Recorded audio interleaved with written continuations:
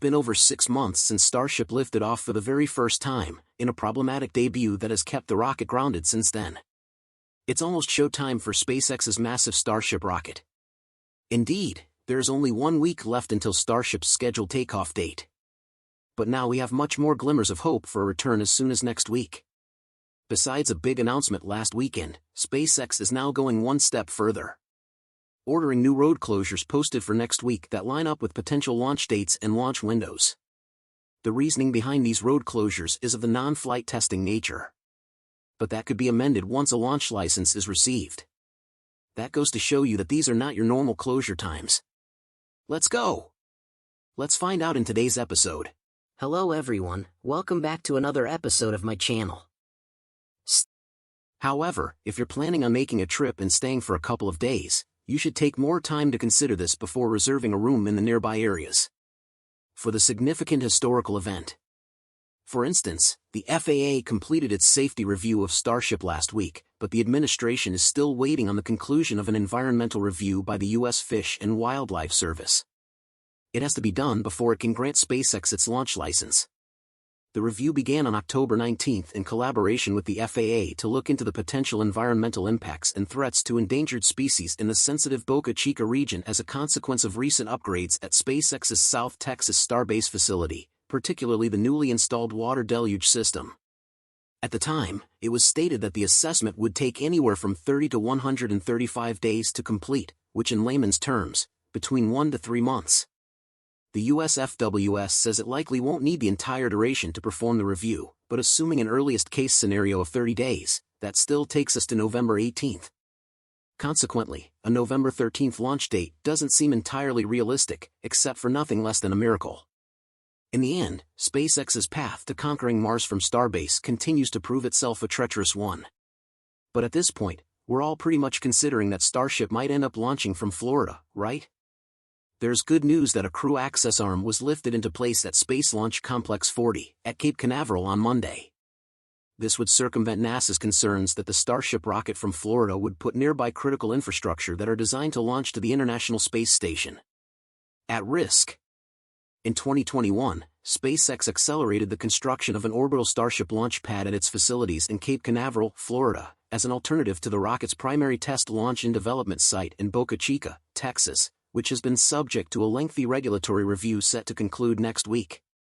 But at that point, one of SpaceX's existing Florida facilities, called Launch Complex 39A at NASA's Kennedy Space Center on the coast of Cape Canaveral, is the only pad approved to launch the company's Crew Dragon capsule.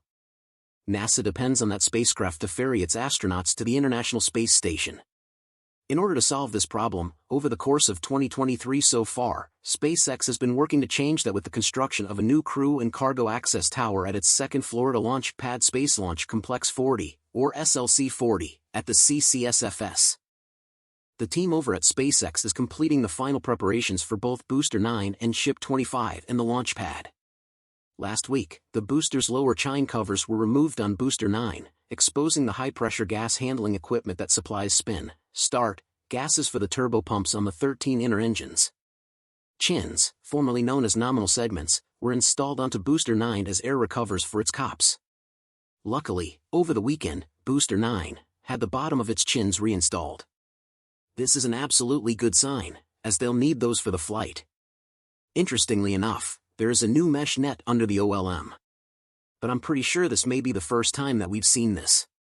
Judging by the fine mesh of the netting material itself, the less than adequate suspension system utilized to hold it in place and the height at which it has been placed beneath the work area above, it would appear to be for catching small debris, falling from ongoing work above to protect workers in the water deluge plate surface. Also, big thanks to Starship Gazer for these amazing photos. The next step we hope to see is the replenishment of the tank farm. The final processing at the launch pad will include replenishing the tank farm and arming the flight termination system on Ship 25. The FTS, which has undergone modifications since the maiden launch, is designed to ensure the vehicle is destroyed if it deviates from the planned trajectory. Ship 25 will be restacked atop Booster 9 a day or so ahead of the launch countdown preparations. On launch day, SpaceX's flight director will run a poll and give the go-ahead for propellant load, setting the 2-hour countdown clock into motion. The process of loading supercooled liquid oxygen and methane into the booster will happen some 20 minutes later, followed by the loading of the same propellants into the Starship. Upper stage. Chilling of the 33 Raptor 2 engines will commence once the countdown clock is down to less than 17 minutes. The Raptor startup sequence will begin with 8 seconds left to go, followed shortly thereafter by the much-anticipated liftoff.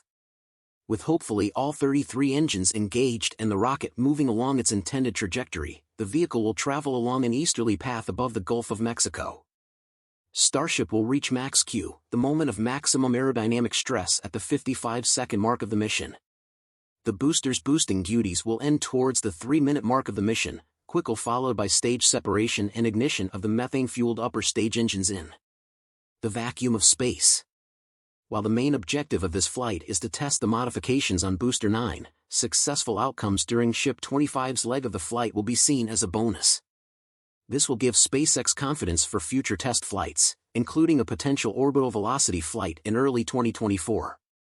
As SpaceX continues to refine its Starship program, the ultimate goal is to transition from test flights to an operational rocket. With each launch, the company aims to improve its technology and reach new milestones in SpaceX exploration. At liftoff, the rocket will exert about 16.5 million pounds of force, which is obviously impressive, but even more impressive is Starship's pending status as a fully reusable launch vehicle. The fact that SpaceX wants to reuse both the Super Heavy booster and the Starship upper stage is mind-boggling. Musk predicted that the chance of Starship reaching orbit the second time is much higher than the last one. Maybe it's like 60%, adding that it depends on how well we do at stage separation. Starship will very likely become a bona fide rocket someday, but as SpaceX has proven before, these things don't happen overnight. However, SpaceX will definitely go to the end with Starship. And also, when it comes to cost, there's nothing to be afraid of, as Elon Musk has recently shared on X, that Starlink has achieved break-even cash flow. While Musk didn't state any time period, this means that the service's revenue is equal to Starlink's expenses, basically meaning that the product might start seeing its numbers in the green rather than red. SpaceX began launching Starlink satellites in 2018 with 2 test satellites called Tintin A and B. These satellites were a proof of concept to the technology that would later come on the mass-produced Starlink satellites. A year later, the company began launching the version 0.9 satellites, 60 at a time. Now the company is launching its 2.0 mini-satellites, is considered the largest operator of satellites in orbit and has over 2 million customers worldwide. There's a big upfront cost to developing a network of satellites in orbit, and since 2018, Starlink has been operating at a loss. In 2022, the program had a cash flow positive quarter, and in the first quarter of this year, SpaceX as a whole turned a profit. All of this while spending billions developing a fully reusable rocket in South Texas. Both Musk and SpaceX's COO Gwynne Shotwell have talked about spinning Starlink out as its own company and taking it public. An initial public offering, or IPO, is a method where a company can take its shares to a public stock exchange for anyone to purchase. However, would taking Starlink public be a good thing for the company?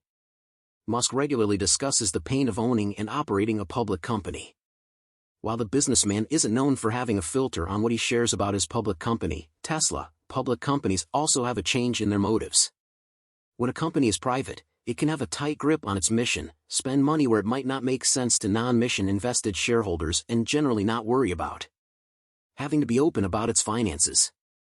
Public companies have a much bigger responsibility to increase shareholder values, sometimes slowing down their innovation in the process. Another concern could be a downturn in the IPO market. Out of the last 100 IPOs, only 27 recorded a positive return as of market closing Friday.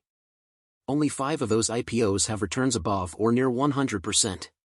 Musk has stated that Starlink IPO consideration would come when the program went into the green. His recent statement could mean that the milestone is near or already here. So we'll have our answer of if a second Musk stock is coming soon enough. For the last bit of news for today, on Monday, construction crews began hoisting the crew access arm into place using a series of cranes and harnesses. This is one of the last major components that need to be in place, in addition to the emergency egress system, a zipline-like escape system that would allow astronauts and support personnel to quickly get away from the tower if needed. In previous press conferences with NASA and SpaceX officials, it was said that the tower should be finished with construction by the end of 2023. This milestone not only addresses NASA's concerns, but also promotes SpaceX's dense flight schedule in the near future. According to Spaceflight Now, Axiom Space's third private astronaut mission to the International Space Station will likely mark the debut of the new tower, thanks to a packed schedule. At Launch Complex 39A, the mission, commanded by former NASA astronaut Michael Lopez Alegria, will send 3 European astronauts on a trip to the space station for up to 14 days. If the tower isn't ready in time to support that mission, AX-3 could still launch from LC-39A, much like all other SpaceX-flown astronaut missions have, since 2020. However, that would cause much more congestion on an already packed schedule for the pad. One of the key reasons why AX-3 might be the mission that would debut the tower capabilities that the SLC-40 is a pair of launches scheduled within days of each other that require the currently unique capabilities of the LC-39A. A Falcon 9 rocket will be used to launch the first commercial Lunar Payload Services mission from Intuitive Machines no earlier than January 12 of next year. The Nova-C lander flying to the Moon's south pole must be fueled at the launch pad using equipment only available at 39A. Those launches are boxed in on either side by other high-priority missions. During November 9, a Falcon 9 is scheduled to launch the 29th SpaceX Commercial Resupply Services mission, or CRS-29, which will send thousands of pounds of cargo and science experiments up to the crew in orbit. That is expected to be followed by the 5th and final Falcon Heavy of 2023, the USSF-52 National Security Mission, which will take about 3 weeks to convert the launch pad from a Falcon 9 to a Heavy configuration. On the other side of AX-3's roughly 2-week mission, the SpaceX Crew 8 Quartet is expected to launch no earlier than mid-February. Commander and NASA astronaut Matthew Dominic will lead the mission alongside pilot Michael Barrett, mission specialist Jeanette Epps, and mission specialist Alexander Gurbankin. Houston-based Axiom Space was planning to see its third commercial flight to the space station fly from Path 39A within a few days of the IM-1 launch, and NASA wants it to go on schedule to avoid disrupting a busy space station traffic plan in early 2024. The IM-1 mission, which only has one short launch window a month, could face long delays if it gets bumped out of its January window. Having the option to launch AX-3 from SLC-40 would allow SpaceX to meet all of their customers' needs, and accommodate more opportunities in smaller time frame. That of course relies upon the crew and cargo access tower being ready in time. While the plan right now is for AX-3 to use SLC-40 and IM-1 to use the LC-39A pad, it all depends on the tower's readiness, as I've said before. Even if the new tower doesn't get the clearance for use supporting AX-3 in time for that mission, with increasing requests to launch more to the ISS and commercial space stations after that, it'll certainly be a valuable asset for SpaceX and its customers heading into 2024 and beyond. And that's all for today's update. If you enjoyed watching and found it useful, please make sure to subscribe to our channel and hit the like button. Thanks for watching, and I'll see you in the next one. By the way, are you familiar with TalkTalk Philippines app? TalkTalk is a delivery service app designed to connect more people by delivering items door to door. For more information, download the TalkTalk app, here down below.